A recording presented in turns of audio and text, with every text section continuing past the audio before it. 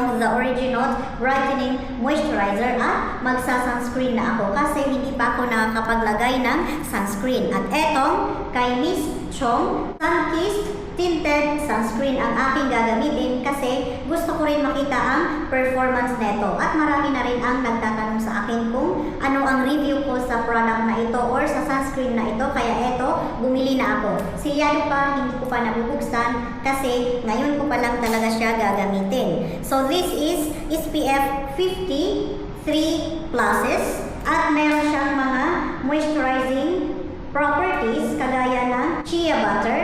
Ano pa ba? Meron siyang glycol, meron din siyang vitamin E, meron siyang snail filtrate, centella asiatica, sodium hyaluronate. And this is hybrid sunscreen. Ibig sabihin ay magkasama ang chemical UV filter at saka physical UV filter.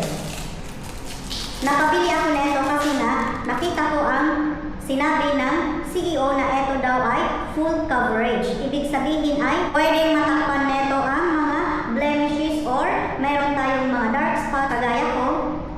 So, good luck. Tingnan natin kung ano ang resulta nito. So, i-shake muna natin para mahalo yung product or yung ingredients sa loob.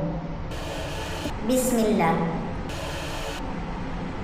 So, hindi siya watery consistency, tamang thickness lang. Bismillah. Wala rin pala itong fragrance at wala siyang alcohol. So, isa sa preference ko sa isang product ay wala ang alcohol at wala ang perfume sa ingredients nito.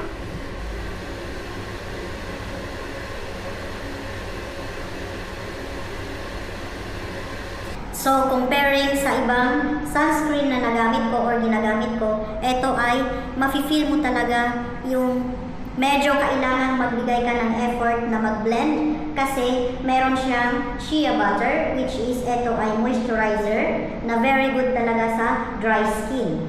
So, ang mga moisturizing properties nito ay very good sa my dry skin.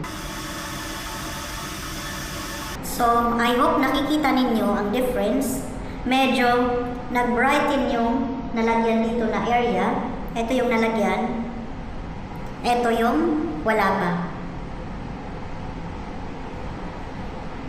As for the coverage na sinasabi nila or sabi ng CEO, I don't think na makakapagbigay talaga siya ng full coverage. I think very minimal lang talaga yung coverage niya since talagang kitang-kita pa yung aking dark spots dito. So, lagyan natin ulit. Baka sakaling buildable pa yung kanyang coverage. So, hindi po siya full coverage or hindi siya nakaka-conceal ng dark spots or any blemishes. Ayan. Kita pa talaga yung aking dark spots. So, lagyan natin yung kabila. Since medyo may pagka-thicker consistency ang sunscreen na ito, kung gagamit kayo neto ay mag-one finger method muna kayo, ilagay sa buong face or i-apply at i-blend sa inyong face.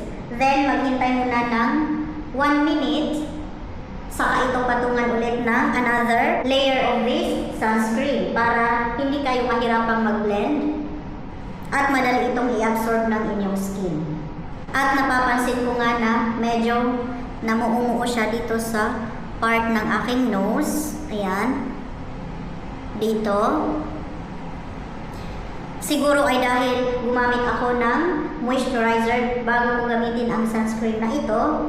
Well, most likely ang dahilan ay dahil meron na ito siyang mga moisturizing properties kagaya ng shea butter na talagang medyo mabigat talaga sa skin ang shea butter. Hindi ko sinasabing mabigat na mabigat sa skin ha, medyo lang talaga dahil pang dry skin talaga ang shea butter.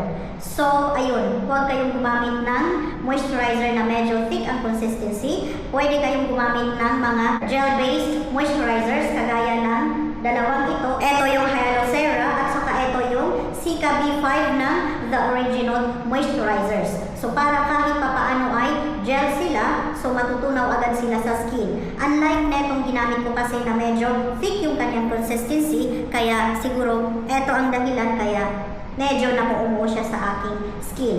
Or yet, gamitin ninyo ito nang siya lang mag-isa. Pwede kayong gumamit ng toner at saka serum, pero huwag nang gumamit ng thick moisturizer. Kasi anyway naman, meron na rin siyang mga moisturizing properties na makakatulong sa inyong skin. So ayan, that's it for my review about this tinted sunscreen.